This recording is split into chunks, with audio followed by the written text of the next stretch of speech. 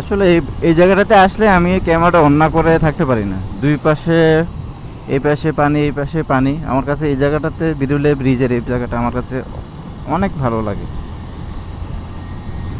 আর বিশেষ করে বিকেলবেলা, ওয়াও! মানে বিকেলবেলা যখন এই রাস্তায় ফিরি, মানে এত চমৎকার একটা ওয়েদার তখন থাকে। বিকেল বা সন্ধ্যা যখন আসে ওই সময়টাতে, যারা এই রাস্তায় চলাচল করেন বা কখনো যদি খেয়াল করে থাকেন তাহলে বুঝতে পারবেন যে এটার এখন মানে বিকেলের ওয়েদারটা এত সুন্দর থাকে এখানে। আর বরাবরই আমি রাইডিংটা এনজয় করি, বিকেল সকাল দুপুর যখনই রাইড করি, যে কোনো সময় যে কোনো পরিস্থিতিতে।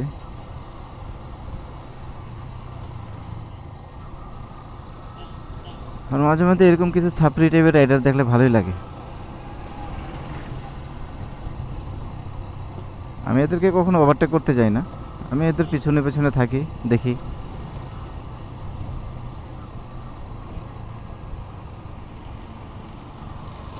আর আপনারা কখনো এই টাইপের ছাপরি টাইপের রাইডারদের সাথে পাল্লা দিতে যাবেন না। এরা তো নিজের হেলমেট পরেই না, হয়তো খোঁজ নিয়ে দেখা যাবে যে এদের ড্রাইভিং লাইসেন্স পর্যন্ত নাই।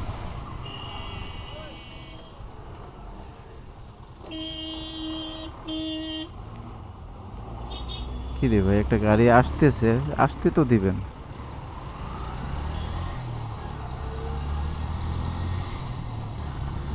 আমরা যে মানে আমরা সবাই প্রতিযোগিতার নেশায় ব্যস্ত।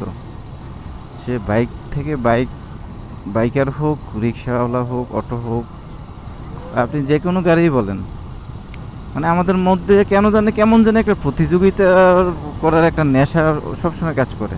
তা আমি আমার আগে যেতে হবে, আমাকে রেসে জিততে হবে। ভাই রেসে সবসময় জিততে হয় না, মাঝে মধ্যে হেরে দেখেন, হারার মধ্যে একটা আনন্দ আছে, একটা আত্মতৃপ্তি আছে। আমরা রেসে হারতে চাই না, সবসময় জিততে চাই। এই প্রতিযোগিতার নেশা আমাদের মধ্যে থেকে যতদিন না যাবে, আমরা রাস্তার শৃঙ্খলতা ততদিন ফিরিয়ে আনতে পারবো না।